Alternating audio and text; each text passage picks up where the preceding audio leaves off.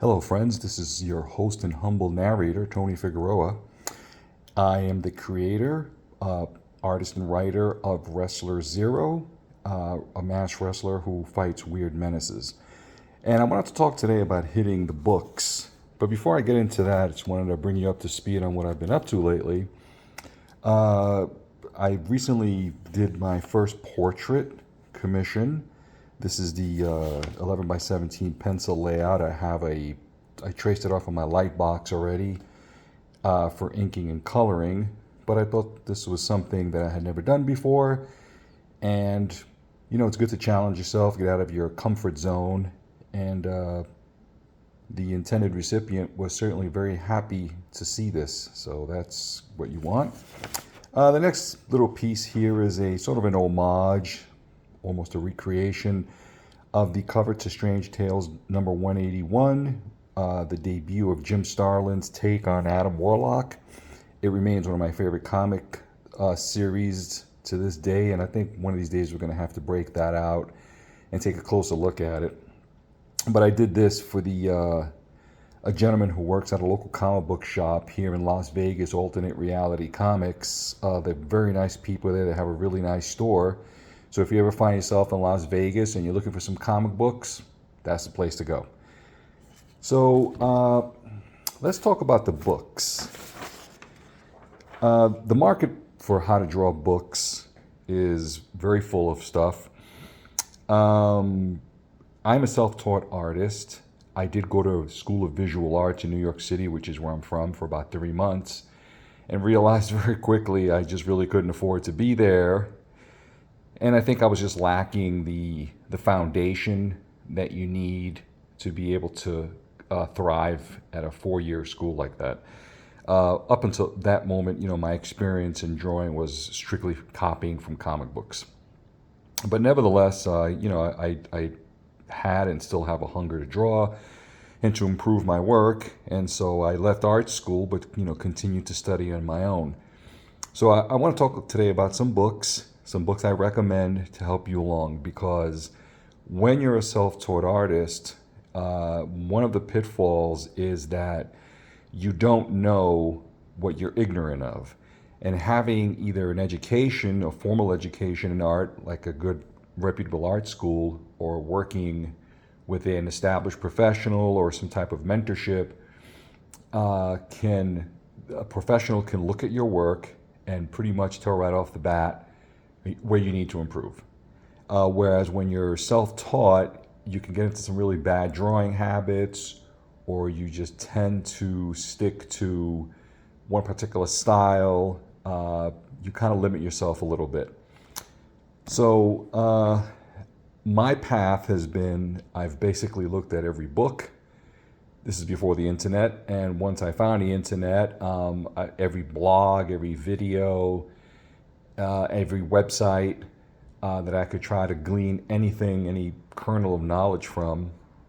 And I was able to learn quite a few things that way. And then I eventually was able to get into a correspondence with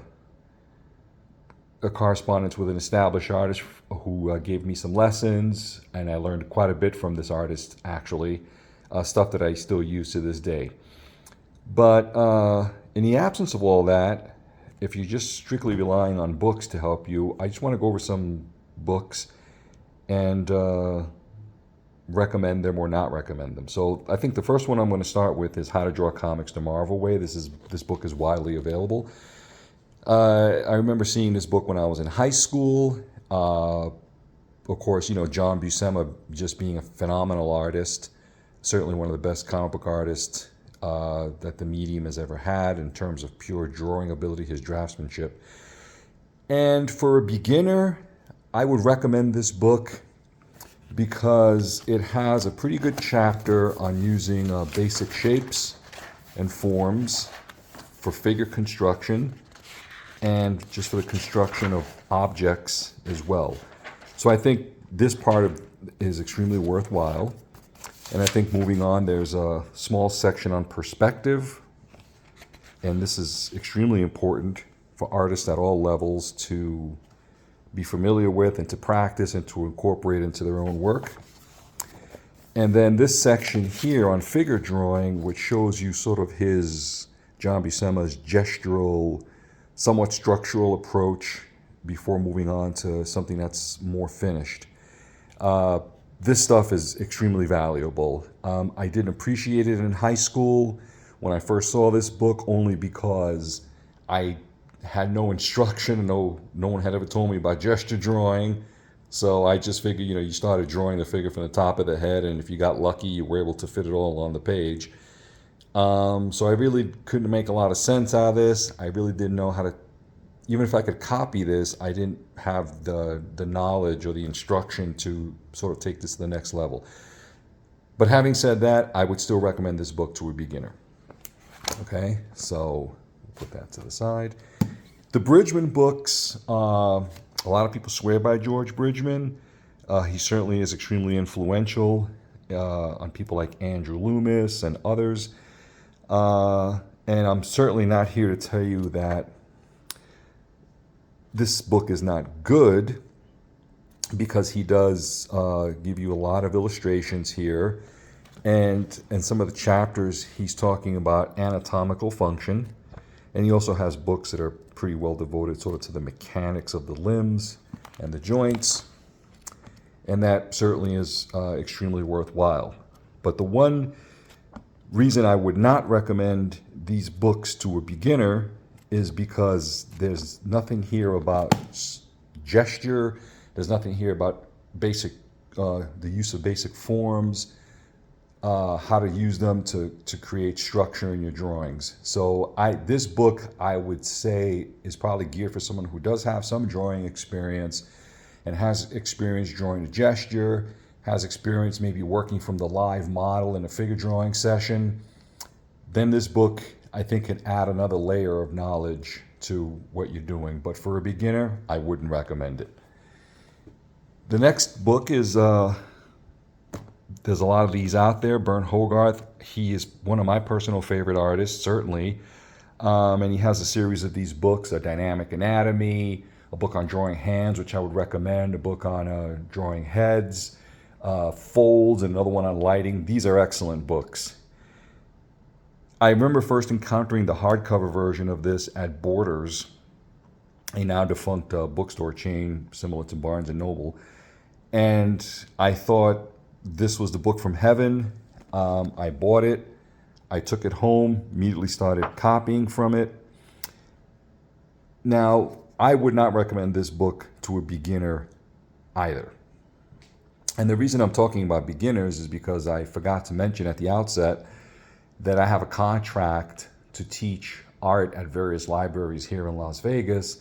And so in the course of preparing my materials and already having taught a few classes, I began to understand that there's a sort of a lack of instruction for people who are just starting out and really just need to learn the bare bones of drawing, just structure, underdrawing, gesture. And as fantastic of an artist as Burnt Hogarth is, and he remains a favorite of mine, I also could not recommend this book to a beginner because there's nothing here that a beginner could learn from, because there's nothing gestural. There's very little talk about the use of basic form. This book, I think, is geared more towards people who have some experience in figure drawing from the studio method and want to be able to create more interesting poses, more foreshortened poses from their imagination. And so this book would be really good for that. But for a beginner, I don't think it would work out. And I can probably learn more from it now than I did when I first got this book, because I've studied a lot and I'm much more informed about gestural drawing and basic forms and stuff. I think, however, once you do get some drawing experience under your belt, this is probably a very good resource, but not for a beginner. So here's another book that's not quite as commonly known. It's from the late great artist John Watkiss. It's called Fly in the Room Anatomy. And what I like about this book, it's a relatively thin book, is this approach here. He's basically giving you the views of the figure and then giving you this mannequin that you can build your drawings on, just to give you an example there. Okay. So for instance, here he has these two views of the same figure, and then you get the mannequin, and then you get sort of the muscular structure that goes over that mannequin. Would I recommend these to an utter beginner? Probably not, but I think it's an extremely useful book. I think his mannequin is extremely clever. I think you can use it for gestural drawing. Certainly, once you get familiar with that, I think it's something that you could use, but not as a beginner. I think you would have to have some drawing time under your belt. But I do recommend this book very strongly. Unfortunately, John Wackett is no longer with us. But nevertheless, he's left behind a really nice body of work, and I would, really highly recommend you seek his stuff out. Another book I would recommend is this book by Michael Hampton, Gesture Drawing. I would recommend this to a beginner, but I would work with that beginner to make sure that they understood what they were looking at. I think if you had shown me this book when I was in high school, I probably wouldn't have been able to understand it terribly well. But I think his approach here is a gestural one. He's combining some structure in there. And he really does a great job of explaining his approach to gesture drawing. He's not suggesting it become a universal approach, but I think his approach is extremely sound. He's looking for long, flowing, rhythmic lines. And he's capturing the essence of the pose. And I don't know if these were taken necessarily from models or he drew them from his imagination. But as you can see, at this stage of the drawing, if you don't have it, the rest of the drawing is not going to be any good. It's just, you can build a house badly and a beautiful paint job won't change that. So this is where a beginner would really need to focus, even somebody in the intermediate level. So this is a book I strongly recommend. You may not be familiar with the name Glenn Vilppu, but he's been around for a really long time. He's a fantastic artist, and this is a book I would also highly recommend. It's the most affordable in his series of books. And here he focuses on basic form, focuses on gesture, and on that basis alone, I would highly recommend this book. And it's extremely well written, sort of an informal approach to his writing. It's not academic, but it's extremely effective, and I really do recommend this book. Again, if you're a beginner and you're looking for books, I would really study this book very closely, but I would also see if you could find a teacher or maybe just some online video stuff that is very focused on the fundamentals of art, which would be gesture and structure, and I think you would find that this book will help you a long way with that. The next book is by Jack Ham. It's called Drawing the Head and Figure. Actually, I have 2 copies of this. This book, I also can't recommend it enough. He does go into some anatomical stuff here, but he also gives you some underdrawing, really nice illustrations on the proportional and structural differences between the male and female figure. It's not dense. It's not written academically. It's very accessible. This is more of the Riley method, using a lot of geometric shapes and interconnecting lines. This is an excellent method, the TUM or the TUM method. I would really strongly recommend this book. This book is available pretty cheap on Amazon. I would encourage you very strongly to grab yourself a copy. And moving right along, this is another book that I cannot recommend highly enough. I first saw this book when I was in high school, and because it didn't look like X-Men comics drawn by John Byrne or Michael Golden, I completely ignored it. That was a mistake on my part. Again, this is where the lack of formal instruction or a good teacher or mentor can hurt a young artist, because this approach is how you draw. You have your photograph here on the left-hand side, and then notice how it's broken down into a gesture, and then basic forms are used to describe the limbs, the torso, the head. And here there's a chapter on gesture drawing, and I can't recommend this book enough. This book is a sort of a distillation of the Famous Artist School instructional binders, which you can find on eBay, and you may have to pay collector's prices for some of them, but it certainly is a worthwhile investment.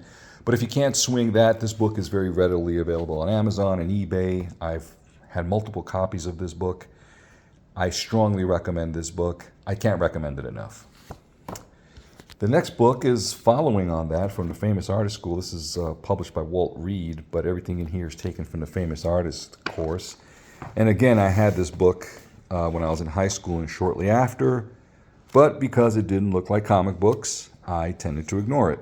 And again, that was just the ignorance of youth and a lack of mentorship. I can't recommend this book strongly enough either. Go out and get yourself a copy. Wear it out. I think I've already been through 2 copies of this. I mean, it's all here. How to get the gesture, how to turn that gesture into forms, how to turn that forms into a finished piece that's ready for rendering. This book is also very easily available on Amazon or eBay, very cheap, and I recommend that you get it as soon as humanly possible. This is a more recent addition to the library of drawing books.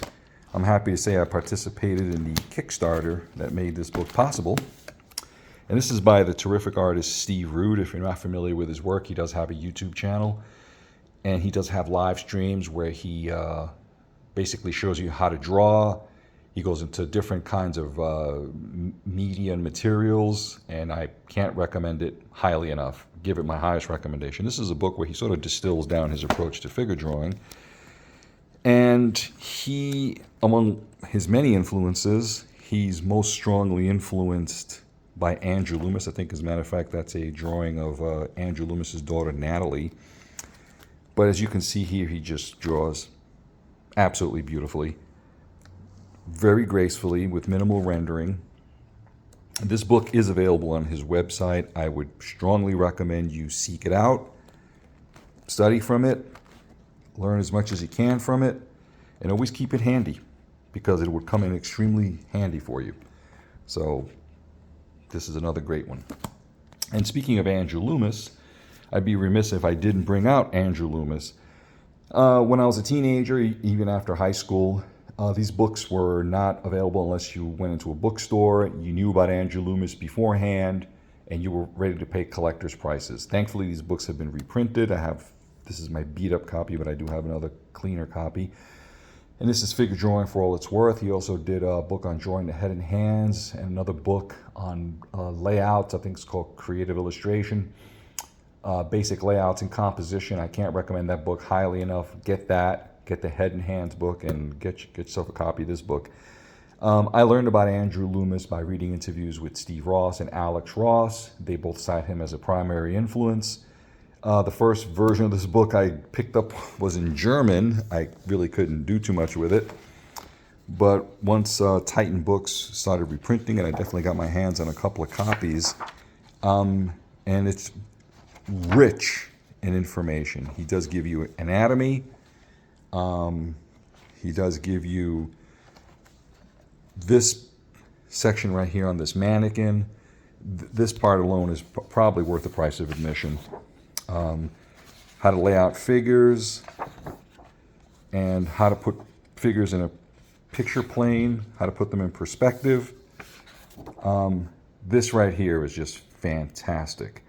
I use this, I've modified it somewhat to suit my purposes, but this is just, it's worth the price of the book alone. If you can get this down, you're more than halfway there, because the basis of a finished figure drawing is this mannequin or underlying stuff here. And I mean, just look at how beautifully he drew. Just fantastic, you know. And if it's good enough for Alex Ross and Steve Rude, then hey, it's good enough for the rest of us, right? So I'm going to stop it right here. In the next video, I'm going to break out some other kind of books, give some of my recommendation, and others the reason why I would not recommend them. Again, I'm talking about if you're a beginning artist or someone who maybe has only been drawing for a couple of years, but you're serious about improving your work. My only advice besides these books would be See if you can get yourself with a teacher who stresses the fundamentals, all the boring stuff, or see if you can attend some kind of schooling or even subscribe to a good YouTube video.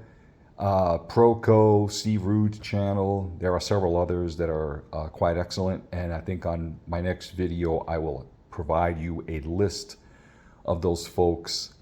But for the time being, that's going to be it. Thank you for tuning in, and I hope you found all of this useful. Until next time.